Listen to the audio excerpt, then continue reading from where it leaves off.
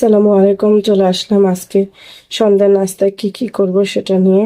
এই যে ফ্রেঞ্চ ফ্রাইগুলো ভাজবো, কেটে সিদ্ধ করে নিয়েছি। আর এখন এই গুলো আমি চিকেন ফ্রাই ভাজবো, তার জন্য নিয়ে নিয়েছি। এখন এটার ভিতরে আমি ম্যারিনেট করবো ছোট ছোট সাইজ করে। এখন কি কি দিই সেটা দেখাই। সন্ধ্যার নাস্তা সবাই স্বাভাবিক করে থাকো, আমি কিভাবে করি সেটা তোমাদের সাথে একটু শেয়ার করতেছি। একটু আদা বাটা, লবণ আর সয়া সস, সাথে একটু লেবু দিয়ে দিব। সয়া সসটা পরিমাণ মতন দিবে। আর শুকনো মরিচের গুঁড়াটা ঝাল, যে যতটুকু ঝাল খাবে ওই অনুযায়ী দিয়ে দিবে। এটা আমি ম্যারিনেট করে রেখে দিব। আমি কিন্তু এখন সকালবেলা আমি করে রাখতেছি, কারণ এটা যদি করে রাখি খেতে ভালো লাগবে। তোমরা তো জানো মাংসের ভিতরে মশলা না ঢুকলে ভালো লাগে না, আর বিশেষ করে চিকেন ফ্রাইতে। এটার জন্য ম্যারিনেট করে রেখে দিচ্ছি যাতে খেতে ভালো হয়। দেখো, এখন পরবর্তীতে কি কি রান্না করি সন্ধ্যায় সেগুলো তোমাদের সাথে শেয়ার করবো। ম্যারিনেট করা হয়ে গেছে, আর শুধু একটু লেবু দিয়ে দিব। লেবুটা এখন নাই, পরে দিয়ে দিব। লেবুটা আনতে গেছে, লেবুটা তারপরে দিয়ে দিব।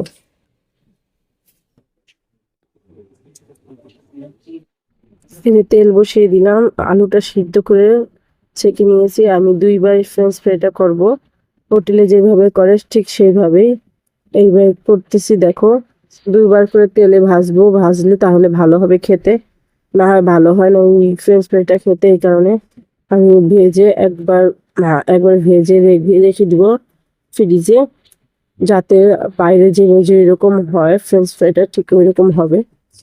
এটার জন্য একবারে ভেজে নিচ্ছি, ভেজে রেখে দিব ফ্রিজে।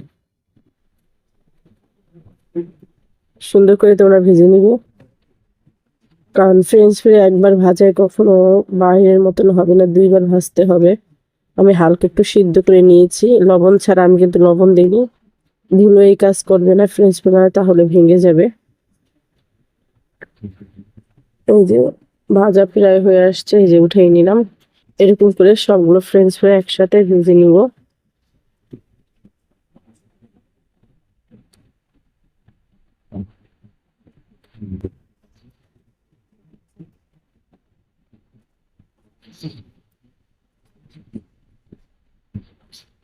সবগুলো এইভাবে ভেজে ভাজবো। ফ্রেঞ্চ ফ্রাই গুলো ভালো লাগে খেতে, বাচ্চারা সকল বাচ্চারাই খায়।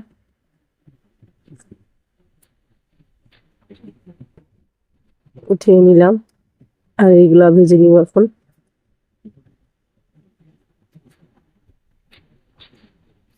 যে সবগুলো ফ্রেঞ্চ ফ্রাই ভাজা হয়ে গেছে, এখন আমি ফ্রিজে রেখে দিব। তোমরা চাইলে ফ্রোজেন করে রাখতে পারো। এই এখন সন্ধ্যেবেলা আবার এই ফ্রেঞ্চ ফ্রাইটা যেটা ফ্রিজে রাখা ছিল সেটা ভেজে নিচ্ছি, সবগুলো ফ্রেঞ্চ ফ্রাই। এইভাবে যদি ফ্রেঞ্চ ফ্রাই গুলো ভাজো একদম মচমচে হবে, খুব ভালো লাগে খেতে।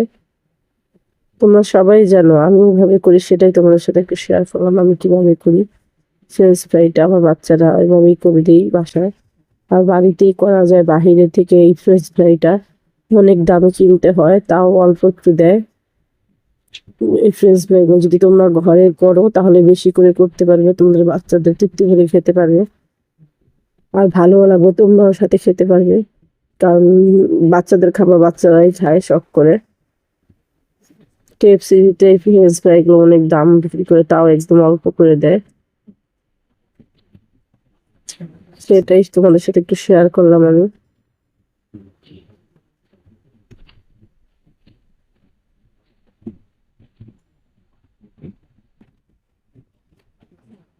হয়ে আসছে আমার ফ্রেঞ্চ ফ্রাইগুলো দ্বিতীয় ভালো ভাজা।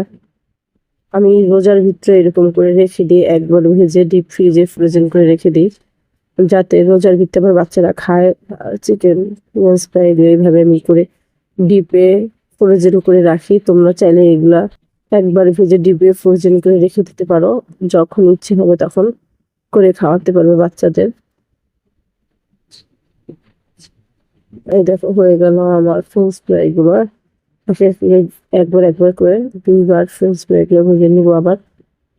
দুইবারে হবে না, হয় একবারে হবে না, একবারে সবগুলো দিলে হয়তো ভেঙে যেতে পারে, যেটার জন্য দুইবারে আমি দিয়ে দিলাম ফ্রেঞ্চ ফ্রাই গুলো।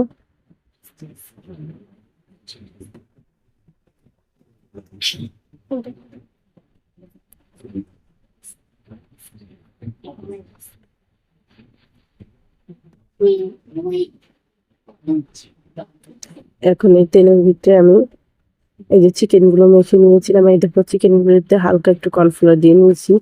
তোমাদের সাথে প্রথমে শেয়ার করলাম চিকেনের ভিতরে কি কি দিয়েছিলাম, সাথে একটু লেবু দিয়েছিলাম, সেটা দেখানো হয়নি, সেটা আমি মুখে বলে দিলাম। অবশ্যই একটু লেবু দিবে, কারণ চিকেন ফ্রাইতে লেবু দিলে ভালো লাগে, খেতে মজা হয়।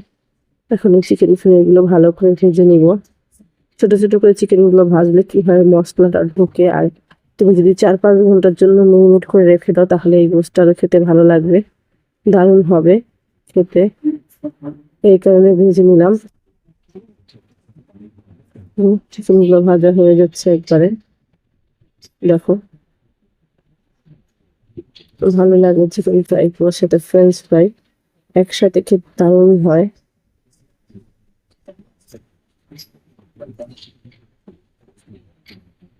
ভাজা প্রায় হয়ে আসছে আমার চিকেন গুলো। এই চিকেন গুলো দুইবারে ভেজে নিব।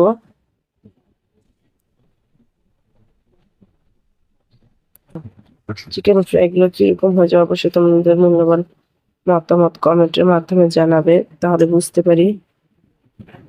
আর আমার যদি কথায় কোনো ভুল ত্রুটি হয়ে থাকে অবশ্যই ক্ষমা দৃষ্টিতে দেখবে। ওই যে হয়ে গেল আমার চিকেন ফ্রাই গুলো।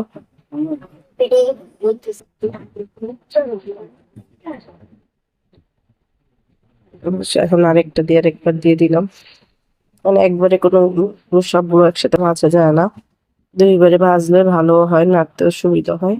এই কারণে আমি দুইবারে দিয়ে দিলাম আমার সুবিধার জন্য।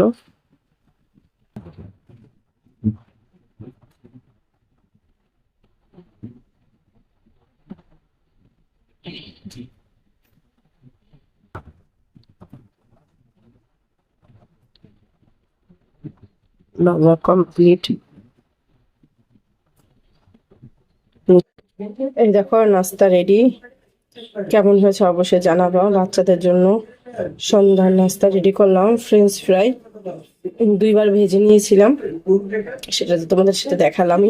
আর চিকেন গুলো তেমন কিছু দিইনি, চিকেন ফ্রাইটার উপর শুধু হালকা 2 চামচ কর্নফ্লাওয়ার মেখে দিয়েছি, না হয়তো মশলাটা ছিটে যাবে, এই কারণে তেমন কোনো একটা কিছু দেইনি। দেখো চিকেন গুলো দেখেছো, আমি আমার ঘরে আবার ওইটা খায় না, কেএফসির মতন করলে খায় না তোমার ভাইয়া, এই কারণে এইভাবে চিকেনটা ভাজলাম। এভাবে ট্রাই করতে পারো, কেমন হয়েছে অবশ্যই জানাবে। আমার ভিডিওটা যদি ভালো লেগে থাকে লাইক দিয়ে কমেন্ট করে শেয়ার করে দিবে। আজ এই পর্যন্ত, আল্লাহ হাফেজ।